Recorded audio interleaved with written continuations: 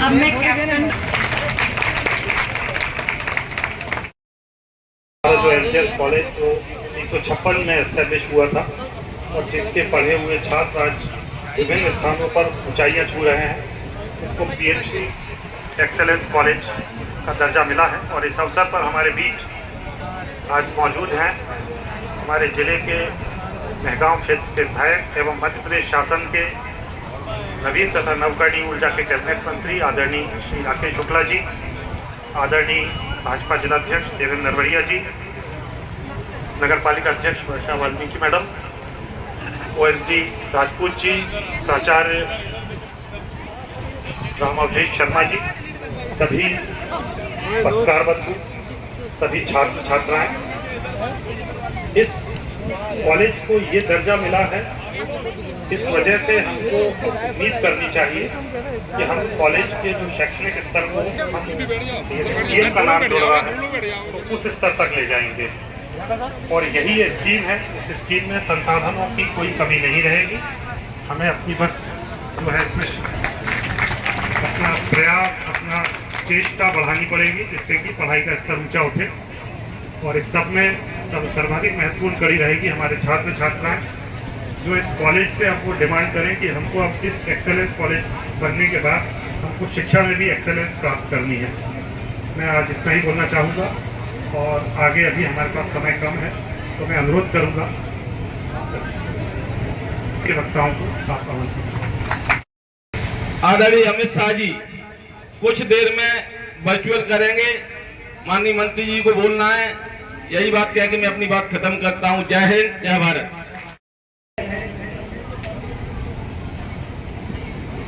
आज एक साथ 55 जिलों में ये कार्यक्रम हो रहा है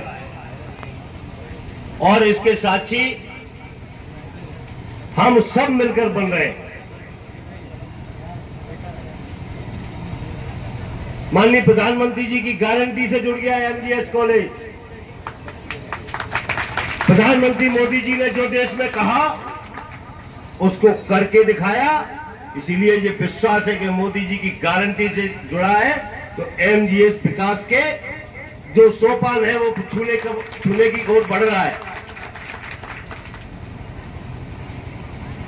प्रधानमंत्री जी के सपने में एमजीएस है अब, और मध्य प्रदेश की सरकार के मुखिया आदरणीय मोहन यादव जी के सपने में भी एमजीएस है।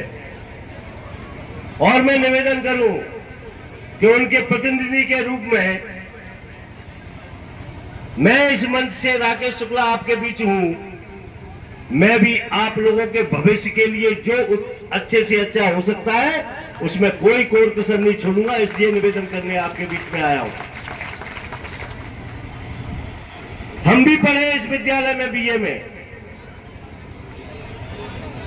इसलिए मेरे लिए बहुत सौभाग्य की बात है, हम सबके लिए बहुत सौभाग्य की बात है कि आज मध्य प्रदेश सरकार और केंद्र सरकार ने एमजीएस कॉलेज में जो प्रधानमंत्री कॉलेज ऑफ एक्सीलेंस पूरे मध्य प्रदेश भर में जो कार्यक्रम हो रहा है और सारे विषय अब आपको कहीं और पढ़ने नहीं जाने पड़ेंगे। सारे विषय इस एमजीएस कॉलेज के प्रांगण में ही बच्चों को सिखाए जाएंगे। लेकिन प्रिंसिपल साहब ने बहुत अच्छी बात कही थी कि जब हमको सुविधाएं एक प्रांगण में मिल रही है तो हमको क्या करना चाहिए? क्या हमारा कोई काम है क्या? आज इस पावन दिवस पर हम सब भी संकल्प लेकर जाएं कि हम विद्यालय से कभी भी एक दिन भी गैर हाजिर नहीं होंगे। ये संकल्प लेने का दिन भी है आज,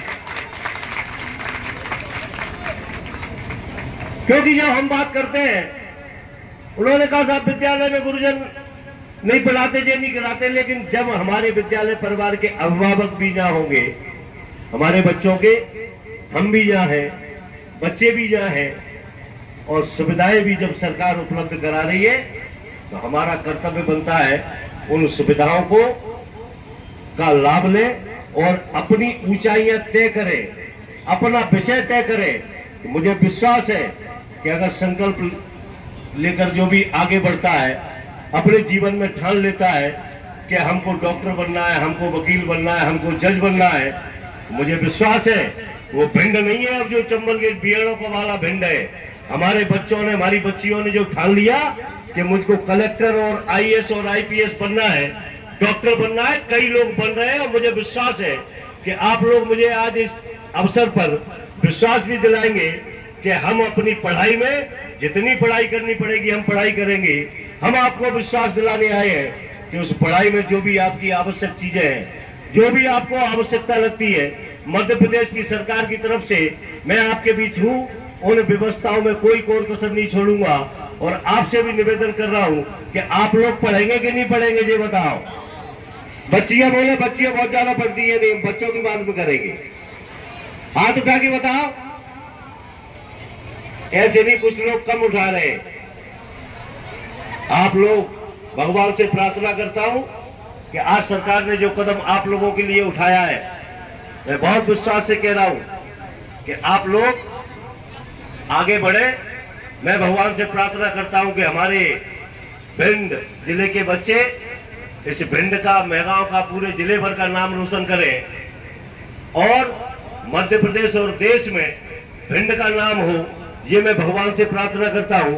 आपके उज्जवल भविष्य की कामना के साथ मैं एक ही निवेदन फिर करूंगा कि आज इस प्रांगण से संकल्प लेकर जाएं कि हम पढ़ाई में जो भी करना पड़ेगा, हमको 10 घंटे पढ़ना है तो 10 घंटे पढ़ेंगे, लेकिन हम जिस माँ बाप ने हमको पैदा किया है, जिस परिवार में जो हमारे अभिभावक हैं, हम उनका नाम, हमारे जो मंचासीन है, हमारे गुरुजन, उनका नाम, हम भी यहाँ बैठे, हम सबका नाम आपके भरोसे है।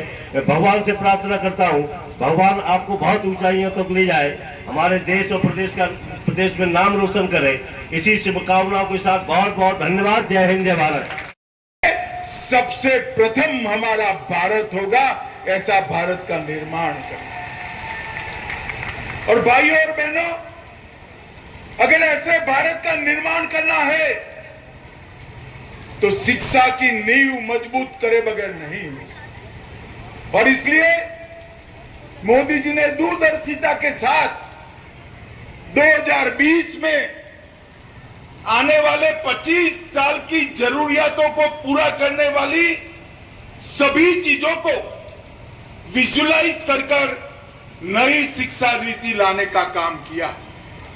ये नई शिक्षा नीति आने वाले 25 सालों तक भारत के विद्यार्थियों को विश्व भर के विद्यार्थियों के साथ स्पर्धा करने के योग्य बनाएगी और दूसरी ओर हजार संस्कृति और भाषाओं के साथ भी हमारे विद्यार्थियों को जोड़ने का काम करेगी।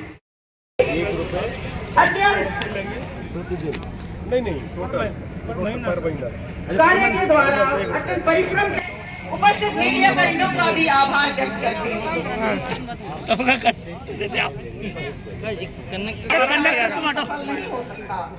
तो उपस्थित सभी छात्र छात्राओं का मैं हृदय से आभार व्यक्त करती हूँ और पुनः कार्यक्रम में उपस्थित सभी अतिथियों का मैं हृदय से आभार व्यक्त करती हूँ। बहुत बहुत धन्यवाद सर, आप सभी का इस कार्यक्रम में उपस्थित होने के लिए पुनः धन्यवाद।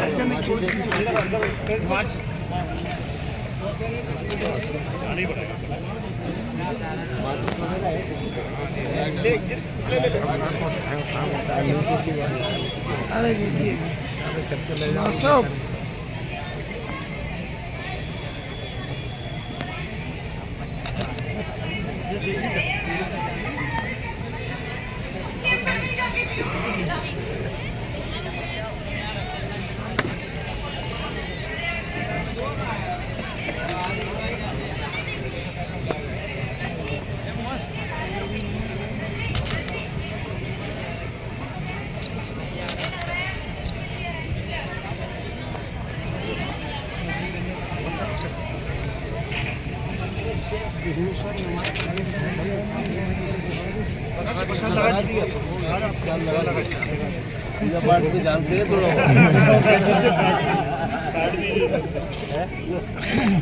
नहीं तो देखिए भाई साहब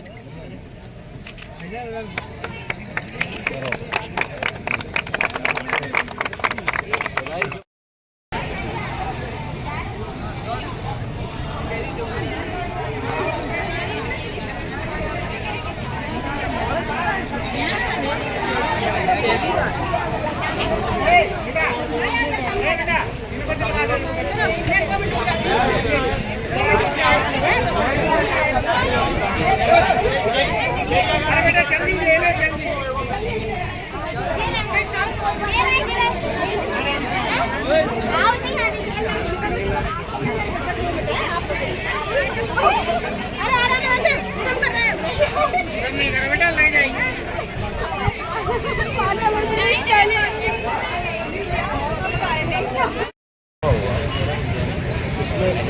शिक्षा के साथ संस्कारों का भी समावेश है। और प्रधानमंत्री जी की जब गारंटी जुड़ जाती है, प्रधानमंत्री जी का नाम आता है, तो जिन्होंने जिसका खाना है वो करके दिखाया है।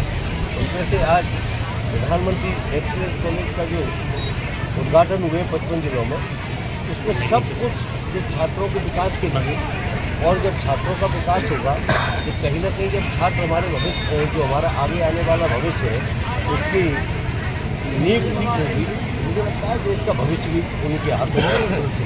एमजीएस कॉलेज लगातार प्रोफेसरों की कमी से जूझ रहा है, बिल्डिंग चीज सीड है, कक्षाएं अनियमित लग रही हैं। आप इकलौते मंत्री हैं, आप क्या प्रयास करेंगे इसके लिए? क्योंकि मैंने आपको अभी मंच से निवेदन किया था, मैं भी छात्र रहा हूँ। अभी चूँकि आज वर्षों बाद यहाँ आया हूँ, कलेक्टर साहब यहाँ की व्यवस्थाओं को देख रहे हैं, और जो भी कलेक्टर साहब और हम बैठ के, और यहाँ विद्यालय का जो परिवार है उसका हम लोग बैठ के शासन और प्रशासन बच्चों को दूर करने का काम करेंगे। सर, जिले के लीड कॉलेज को जहां प्रधानमंत्री कॉलेज ऑफ एक्सीलेंस का दर्जा मिल रहा है, वही दूसरे और महाविद्यालयीन जो परीक्षाएं चल रही हैं उनमें नकल देखने को मिल रही है, किस प्रकार देखते हैं इन दोनों चीज़ों को? नहीं, अभी परीक्षाएं अभी चल रही, तो उसके बारे में नकल तो मुझे लगता नहीं है, क्योंकि आज संडे भी है, आज रविवार के दिन कार्यक्रम रखा है। आज नहीं लगातार पेपर हो रहे हैं, तो नकल के वीडियो वायरल हो रहे हैं। आलमपुर कॉलेज में नकल के वीडियो, दबों की बात करें, लाहौर की की बात करें, अटेर में भी वीडियो माध्यमिक परीक्षा में नकल हो रही है, तो इसको रोकने के लिए क्या होगा? इसके लिए या कलेक्टर साहब इसको लिखवाएं, और इसमें जहाँ भी जो कमी आ रही है कौन इसको कर रहा है, कहने की हमारी जिम्मेदारी कुछ होनी चाहिए, और उसके खिलाफ कार्रवाई की जानी चाहिए। इसके खिलाफ सर, जिला अस्पताल की जो स्थिति है दिन ब दिन बदतर होती जा रही है, तभी ये मध्य प्रदेश में पहले पायदान पर था। सर, क्या लग रहा है कहाँ कमी आ रही है? अभी कोई नया मामला है क्या? आपकी फटकार लगाने के बाद में भी अभी स्थितियाँ सुधर नहीं रही हैं। आदमी को अपने घर से कूलर और पंखे लेके आने पड़ रहे हैं, कूलर लगा के रह रहा है आदमी। आपने ये बात बताई है, मेरे संज्ञान में नहीं है, लेकिन आप अगर कोई स्टेट की कोई बात बताएंगे, तो अगर कोई घटना हुई है तो उसको दिखवाएंगे भी, और उसको कार्रवाई भी करवाएंगे। मुझे इसके कॉलेज पर से जुड़ा एक और सवाल है, ये नई फैसिलिटी जो अभी बनी है, ये पूर्ववर्ती जो कलेक्टर थे उन्होंने बिना उच्च शिक्षा विभाग की परमिशन के ये जमीन अलॉट कर दी। अब लगातार पत्राचार हो रहा है, उच्च शिक्षा विभाग से पत्र आया है, उनके कमिश्नर लिख रहे हैं कि आपको बिना मेरी अनुमति के या मेरी सहमति के आपको जमीन का अधिग्रहण नहीं करना चाहिए था। ये दोनों विभागों में खनी हुई है, इस पर क्या कहें? इसको मैं दिखवाता हूँ। Thank you.